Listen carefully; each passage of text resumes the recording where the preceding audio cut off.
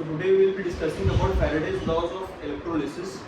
Michael Faraday gave two laws for electrolysis, which determine what will be the quantity of the product or what will be the quantity of the or the amount of the substance deposited at any electrode. Electrolysis basically मतलब होता है कि decomposition of an electrolyte to its molten state. Decomposition of electrolyte into its constituent ions. अब ये electrolyte जो है molten state में भी हो सकता है हमारा और एक्वस स्टेट में भी हो सकता है, ठीक है। तो फैराडे का जो लॉ है, दो लॉ है फैराडे के, दो लॉ दिए फैराडे ने, उनके हिसाब से ये था कि क्वांटिटेटिव डिस्कशन करते हैं फैराडे के लॉज में हम लोग, तो कितने क्वांटिटी ऑफ सब्सटेंस डिपॉजिट हुआ है, क्या लॉज हैं, क्या रूल्स हैं, एंड क्या रिलेशनशिप है between electricity and the electrochemical equivalent which we will study here.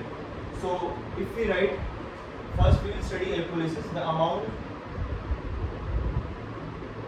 of substance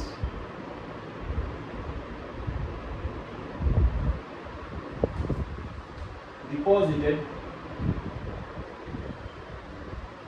at an electrode by passing of charge, और we can see this to be electricity. Chemistry में electricity charge को almost same ही माना जाता है, ठीक है. The amount of substance deposited at an electrode by passing of charge electricity through the electrolyte. अब ये इलेक्ट्रोलाइट एक्वस स्टेट में भी हो सकता है, मोल्टेन स्टेट में भी हो सकता है, ठीक है. जो भी हो फ्री आयंस तो हमें मिलेंगे उसमें, ठीक है, थ्रू द इलेक्ट्रोलाइट. अब टू लॉज हैं फैराडे के. फर्स्ट लॉ जो हम लोग देखते हैं in brief way, first law of Faraday, वो बेसिकली डिस्कस करता है हमारा कितना क्वांटिटी ऑफ प्रोडक्ट जो होगा वो फॉर्म होगा कैथोड पे.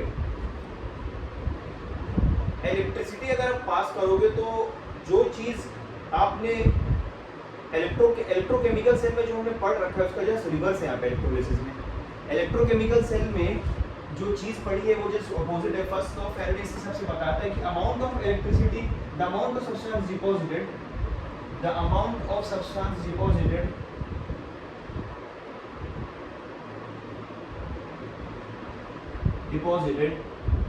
that is W, Ramu wave, directly depends upon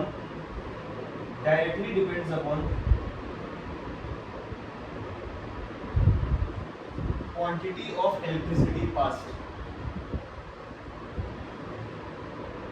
मतलब जितनी ज्यादा हम लोग चार्ज पास करेंगे उतनी ज्यादा अमाउंट हमें जो पर्टिकुलर इलेक्ट्रोलाइट, किसी पर्टिकुलर इलेक्ट्रोड का डिकम्पोजिशन होगा तो उसमें कितना होगा वो क्वांटिटी वो डिटरमाइन होता है by the passage of electric current. जितना ज्यादा आप इलेक्ट्रिसिटी फ्लो करोगे उतना ज्यादा क्या हो जाएगा, उसका अमाउंट ज्यादा डिपॉजिट होगा, ठीक है. तो weight, W is weight of electron, weight of deposited metal, and this is directly proportional to the charge or electricity. What this we call as electricity. So we know that जब हम proportionality sign हटाना होता है तो हमें constant introduce करेंगे यहाँ पे जिसको बोलेंगे हम Z. Z is my electrochemical equivalent. Z is my electrochemical equivalent. Now this constant is different for different types of substances. ये constant जो है हमारा Z electrochemical equivalent, ये अलग अलग सिचुएशन में अलग अलग होता है. मतलब सिंपल सी बात ये कि Z जो है that depends upon the equivalent weight of the substance. Sir, how come? एक रिलेशन होता है Z is equals to E by 96500. Basically ये जो आता है ना 96500, that is due to the 1 mole. जब 1 मोल इलेक्ट्रॉन के ऊपर जो चार्ज होता है वो 1 फैराडे होता है. This comes out clearly as 96487. इसी को राउंड ऑफ करके 96500 को हम लोग लिख देते हैं तो ये आ जाता है हमारा क्या, Z electrochemical equivalent. This is equivalent weight by 96500. Now we know that equivalent weight is different for different situations because equivalent weight is determined by the atomic weight of the metal divided by n factor और valency factor. Valency अलग अलग situation में जो होती है हमारी अलग अलग होती है, इसीलिए ये एक वेरिएबल है, z जो है एक वेरिएबल है that depends upon the equivalent weight, right. इसी को हम लोग ऐसे भी लिख सकते हैं w is equal to z i t, since q is equal to i t तो w हम लोग लिख सकते हैं w is equal to z i t, मतलब जितना अमाउंट डिपॉजिट होगा मेटल का वो डायरेक्टली प्रोपोर्शनल होगा करंट के, अमाउंट ऑफ करंट और टाइम और z के, z कांस्टेंट है हमारा basically, w is equal to z i t और w is equal to z in q। This is known as the first law of electrolysis of Faraday. इसके ऊपर question कैसे कर सकते हैं, इसको समझने के लिए पहले तो समझना होगा कि इसका मतलब क्या है। जैसे मिसाल के तौर पे हमें 1 मोल ऑफ AlCl3 को रिड्यूस करना है Al में, Al मेटल में ऑलरेडी, ठीक है। तो AlCl3 जब अपने सॉल्यूशन की फेज में होगा तो ये Al3 प्लस आयंस में होगा और 3Cl माइनस में होगा। तो Al3 प्लस को हम लोग जानते हैं कि जब Al सॉलिड में कन्वर्ट करेंगे, जब इसका रिडक्शन होगा, Al3 प्लस का जब रिडक्शन होगा तो हमें इसमें 3 इलेक्ट्रॉन का एडिशन करना पड़ेगा, 3 इलेक्ट्रॉन गेन करेंगे तब ये सॉलिड एल्युमिनियम में डिपॉजिट होगा। सो वी कैन से 3 जो ये जो इलेक्ट्रॉन का जो कोएफिशिएंट होता है ये हमें बताता है कितने farad 3 Faraday of electricity has to be passed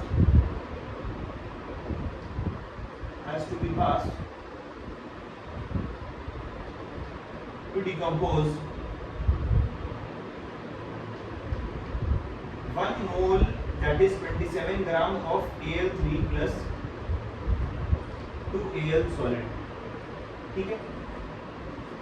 अब ये जो चीज होती है, जो वैलेंसी फैक्टर होता है, ये डिफरेंट होता है डिफरेंट चीजों के लिए। जैसे MgCl2 जो इलेक्ट्रोलाइट होता है उसके लिए n फैक्टर वहाँ पे 2 आ जाएगा हमारा, तो ऑब्वियस है n फैक्टर अगर चेंज हो रहा है तो इक्विवेलेंट वेट चेंज हो रहा है, इक्विवेलेंट वेट चेंज हो रहा है तो इलेक्ट्रोकेमिकल इक्विवेलेंट चेंज हो रहा है, इलेक्ट्रोकेमिकल इक्विवेलेंट चेंज हो रहा है तो अमाउंट ऑफ सब्सटेंस डिपॉजिटेड भी डिफरेंट आएगा। तो हमें बेसिकली 3 फैराड 3 × 96500 कूलम इलेक्ट्रिसिटी की जरूरत पड़ेगी फॉर 27 ग्राम ऑफ एल्यूमिनियम। तो यहाँ से हम लोग यूनिटी मेथड से निकाल सकते हैं जितना भी हमें चाहिए। जैसे 9 ग्राम एल्यूमिनियम हमें डिपॉजिट करना है, डिकम्पोज करना है तो उसको आप यूनिटरी मेथड से निकाल सकते हो, ठीक है।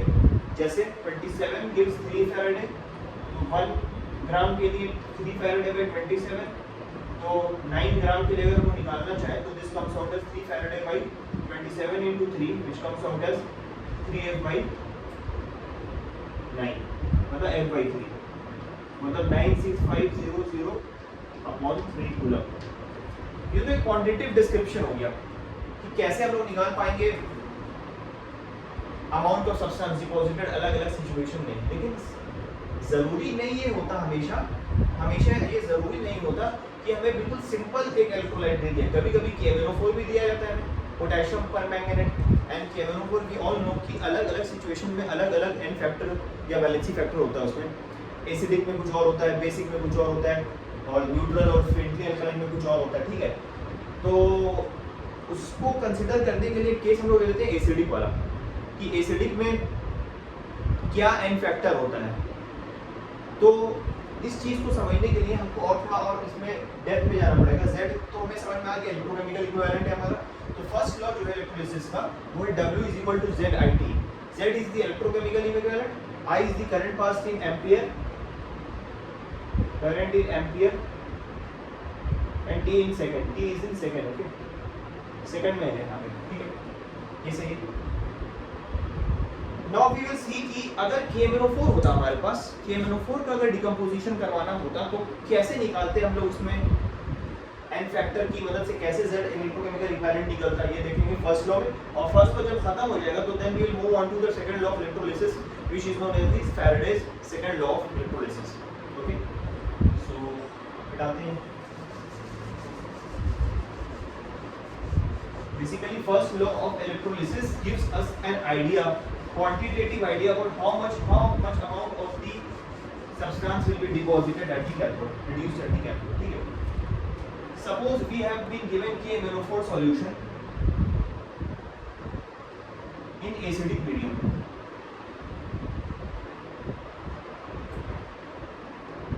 So KMnO4 if gets dissociated will be get dissociated into MnO4 minus and K plus. So MnO4 minus in acidic medium gets converted to Mn2 plus. This is the master equation which we have to know, ये हमें पता होना चाहिए MnO4 minus Mn2 plus में तब्दील होता है, change होता है किसमें, एसिडिक मीडियम में। तो यहाँ अगर हम लोग ऑक्सीडेशन स्टेट निकालना चाहें यहाँ पे मैग्नीशियम का, तो x मान लेते हैं, तो x प्लस -2 × 4, ऑक्सीजन पे -2 is equal to -1, so this comes out as x is equal to +7। So +7 से +2 हो रहा है, ऑक्सीडेशन स्टेट में जो चेंज हो रहा है वो +7 से +2 हो रहा है हमारा, विच इज ऑब्वियसली रिडक्शन, क्योंकि ऑक्सीडेशन स्टेट में डिक्रीज हो रहा है। सो n फैक्टर, वैलेंसी फैक्टर जो हो जाएगा इसमें कितना हो जाएगा, वैलेंसी फैक्टर या n फैक्टर बोल दो उसको, अब वैलेंसी फैक्टर ना बोल के n फैक्टर बोल दो, n फैक्टर जो हो जाएगा हमारा वो हो जाएगा यहाँ पे हमारा 2, 7 - 2 = 5 हो जाएगा हमारा। तो यहाँ पे जो z की वैल्यू होगी दैट विल बी E/96500, और यहाँ पे E जो होगा गिवन मास यानी atomic mass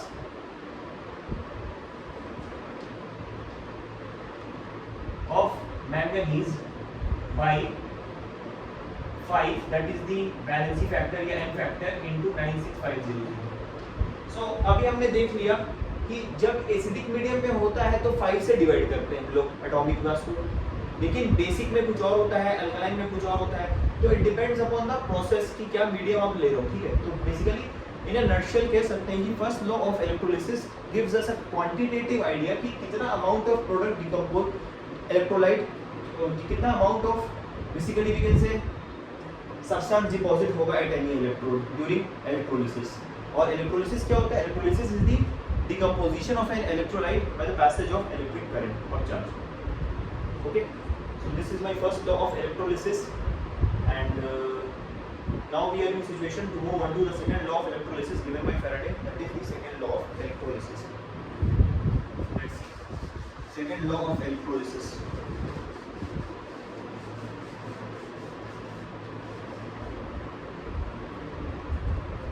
Faraday's second law। Faraday का सेकंड लॉ कहता है कि अगर हम दो अलग अलग बीकर्स ने और उसमें दो अलग अलग तरह के केमिकल रिएक्शंस हो रहे हैं, दो अलग तरह के इलेक्ट्रोड्स हमने डिप किए, मान लो ये हमारा जो है ये मेटल 1 है हमारा, और मान लो अब हमारा ये मेटल 2 है। ये जो इलेक्ट्रोलाइट है यहाँ पे इसका सॉल्ट होगा, और यहाँ पे जो इलेक्ट्रोलाइट होगा वो इसका सॉल्ट होगा। Suppose this is this can be a मान लो, इसको बी मान लो, ठीक है, ए मान लो, बी मान लो। तो अगर फैराडे का सेकंड लॉ कहता है कि अगर same quantity of electricity pass करेंगे हम लोग दोनों सॉल्यूशन में, same quantity of electricity mean same charge, मतलब सर क्या, सेम चार्ज मतलब सेम अमाउंट ऑफ क्यू अगर पास किया जाए, तो ऑब्वियसली सेम चार्ज कब पास किया जाए, जब सीरीज में कनेक्ट होता है सारा मामला। इसको अगर आप कनेक्ट कर दो एक एक्सटर्नल सोर्स ऑफ इलेक्ट्रिकल में करने के लिए, तो हमें पता ये चलेगा कि इनको अगर कनेक्ट कर दिया गया और इनको जैसे एक बैटरी से कनेक्ट कर दिया गया जो कि चार्ज भेजे, तो वो जो हो जाएगा हमारा कुछ ऐसा होगा कि charge will be same in for both, same charge पे होगा क्योंकि सीरीज में और चार्ज सेम है, W = Z × Q, तो W और सेम W = Z × Q, तो W1/W2 comes out as Q1/Q2, W1/W2 comes out as Q1/Q2। This is my first relation of second law of electrolysis। और दूसरा relation एक और ये बोल सकते हैं W1/W2 = I1/I2। If we suppose कि same quantity same type of electric current same time के लिए पास किया गया दोनों में, तो W1/W2 = I1/I2। ओके, सो ये हो गए दो लॉज फैराडेज के इलेक्ट्रोलिसिस के। इसके बहुत सारे क्वेश्चन हम एनसीईआरटी में भी मिल जाएंगे, और भी कुछ जो बुक्स होती है क्वेश्चन बैंक में पीवाई में बहुत बार पूछा जा चुका है फैराडेज लॉज के रिगार्डिंग, ठीक है। तो Faraday's law basically quantitative relationship establish करता है हमारा to find the amount of products. If we want to discuss this in detail it will take more time, so for the considering the time constraint we will keep up to this only. और ये हो गए दो Faraday's law electricity electrolysis, ठीक है। और electrolysis is just the reverse process of electrochemical cell जो होता है, ठीक है। Okay, thank you.